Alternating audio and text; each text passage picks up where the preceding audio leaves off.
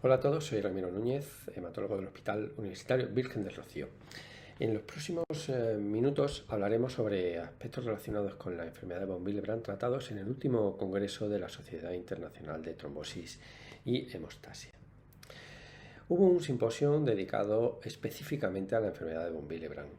Una de las charlas versó sobre diversos aspectos diagnósticos, poniendo énfasis en la controversia que existe sobre el posible solapamiento de los pacientes diagnosticados con enfermedad de von Willebrand tipo 1 y personas con valores normales.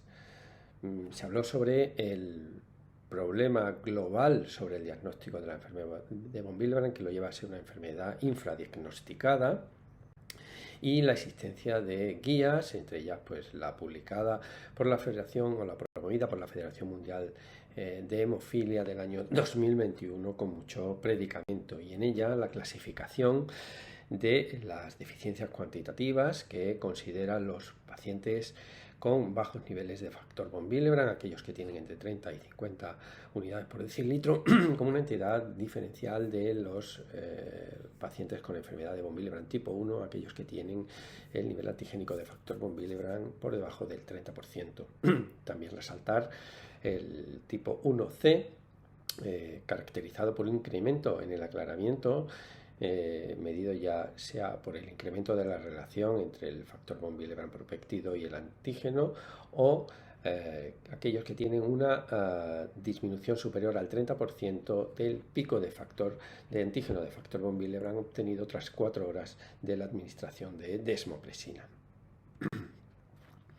Existen, pues como saben, pruebas diagnósticas bien caracterizadas, pero sobre todo llama la atención sobre la variabilidad en la aplicación de estas pruebas diagnósticas que, como se pueden ver en la gráfica, o se puede intuir en la gráfica, y que contribuyen a esta falta de homogeneización en el diagnóstico de la enfermedad de von Willebrand.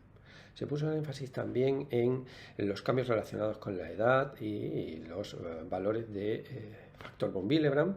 Esto es un hecho ampliamente descrito en la literatura, y se comentó este interesante trabajo que plantea la duda sobre si los valores bajos de factor von Willebrand son una entidad propia o son parte de ese tipo de enfermedad von Willebrand tipo 1 que evoluciona con la edad. Para ello combinaron datos de pacientes de dos cohortes nacionales.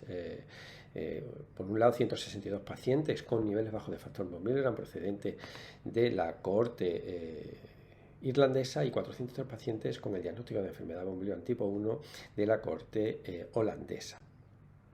En el 47% de los participantes con enfermedad de von Willebrand tipo 1 observaron que los niveles de este factor se mantuvieron por debajo de 30 unidades por decilitro a pesar del aumento de la edad. Por el contrario, estos niveles aumentaron hasta un rango considerado el rango bajo de factor von Willebrand, entre 30 y 50 unidades por decilitro, en el 30%, y llegaron a normalizarse, es decir, más de 50 unidades por decilitro en el 23% de los casos de los pacientes diagnosticados con enfermedad von Willebrand tipo 1. Teniendo en cuenta además diversas consideraciones como son la edad del diagnóstico, las variantes genéticas implicadas o la respuesta a la desmopresina, la conclusión de los autores es que esta entidad, o sea, estos valores bajos de factor von Willebrand no constituyen en sí una entidad patológica propia, sino que forman parte de ese fenotipo en evolución de la enfermedad de von Willebrand tipo 1 que depende de la edad. Desde el punto de vista diagnóstico, me ha parecido interesante destacar esta comunicación oral de la doctora Borràs, donde presenta la actualización del proyecto de caracterización molecular de la enfermedad von Willebrand de nuestro país. Como saben, este proyecto se inició en el año 2010 con el objetivo de caracterizar de manera central una cohorte importante de pacientes con enfermedad von Willebrand, con la inclusión de la NGS, el estudio NGS en el análisis molecular. El objetivo de esta comunicación era impulsar las características fenotípicas y moleculares de pacientes incluidos en esta segunda fase del proyecto. Como ven ahí, en este caso, se incluyeron 334 pacientes, de los cuales 84 fueron excluidos por diversos motivos. Se analizaron 250 pacientes con la caracterización de 110 pacientes en el subtipo de enfermedad de von Willebrand tipo 1, 92 pacientes en el tipo 2 y 21 pacientes en el tipo 3, como ven ahí también con los subgrupos pertenecientes a los tipo 2.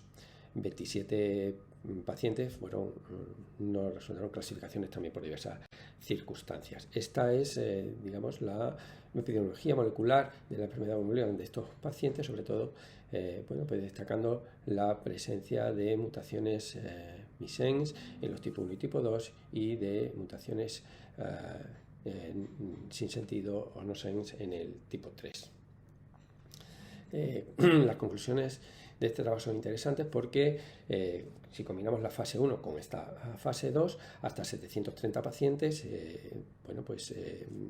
han quedado bien caracterizados desde el punto de vista de la correlación genotipo-fenotipo, lo cual pues lo convierte en una de las cohortes, como bien exponen en la comunicación, una de las cohortes más grandes en relación a esta caracterización molecular de pacientes con enfermedad de von Willebrand.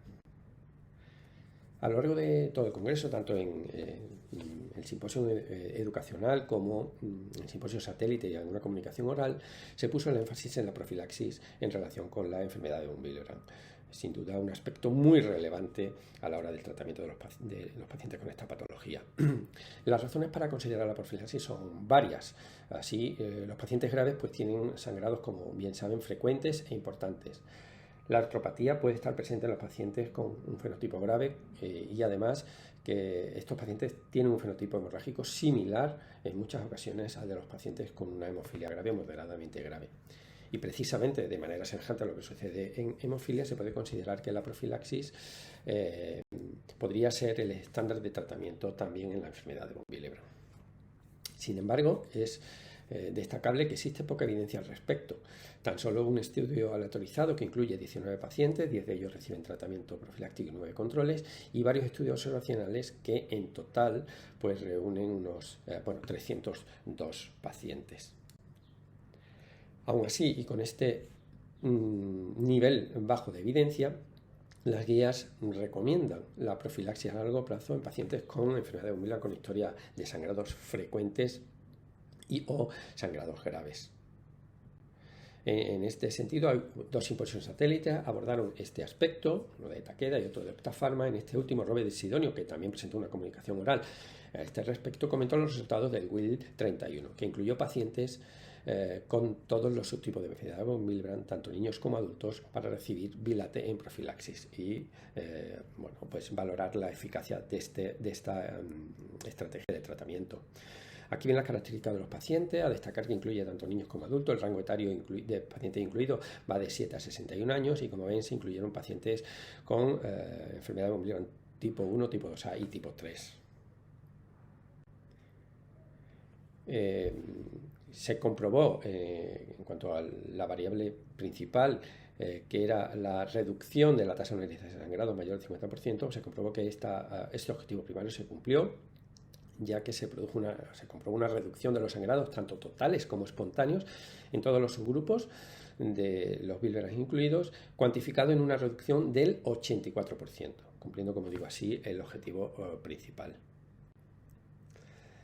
En un subanálisis del WILL 31 sobre el síndrome menstrual abundante, presentado por la doctora Boban, pues también reveló una reducción en todas las mujeres en edad fértil de este tipo de sangrados, aún considerando aquellas mujeres con comorbilidades asociadas que favorecedoras de esta patología del síndrome menstrual abundante.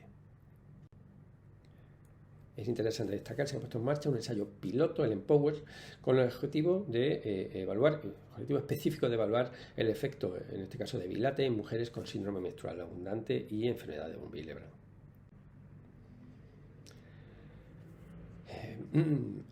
Por otro lado, en distintas comunicaciones orales y en el subcomité de estandarización se trató el tema de los tratamientos futuros, un aspecto realmente interesante y muy alentador. Frente a los tratamientos tradicionales basados en el tratamiento sustitutivo con concentrado de factor rico en factor von Willebrand o el factor von Willebrand recombinante, junto con el tratamiento coadyuvante basado fundamentalmente en el uso de antifenolíticos. Como ven en esta diapositiva, existen distintas estrategias en desarrollo clínico. La primera de ellas tiene que ver con incrementar los niveles endógenos de factor von Willebrand. Hay dos moléculas en investigación, el KBV13A12 y el BT200, este último, el rondoraptibón pegol. Es un aptámero que tiene la capacidad de unirse al dominio A1 e incrementar los valores de factor 8 y de factor von Willebrand en 2 veces, así como de normalizar los multímeros de alto peso molecular y además aumentar la cifra de plaquetas hasta en 3 veces en los pacientes con tipo 2B. Otra estrategia de estas nuevas moléculas en desarrollo es incrementar el potencial procoagulante a través de agentes miméticos, de agentes rebalanceadores y de alguna otra molécula. Este apartado también se está investigando activamente. Sin duda, probablemente el uso de emicizumab sea el más explorado. De hecho, ya existen casos publicados en la literatura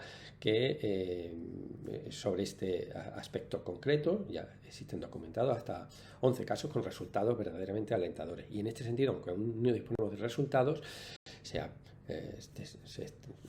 está llevando a cabo un ensayo clínico donde en el que se pretende explorar la eficacia de emicizumab en pacientes con enfermedad de von Willebrand tipo 3. El VGA-039 es otro de los fármacos en investigación. Este fármaco también ha sido objeto de una presentación oral en este congreso, como ven ahí. El mecanismo de acción es complejo a través de la modulación de la actividad de la proteína S por el TFPI alfa y de la proteína C activada. VGA-039 aumenta y restaura la generación de trombina durante las fases de iniciación y propagación de la coagulación.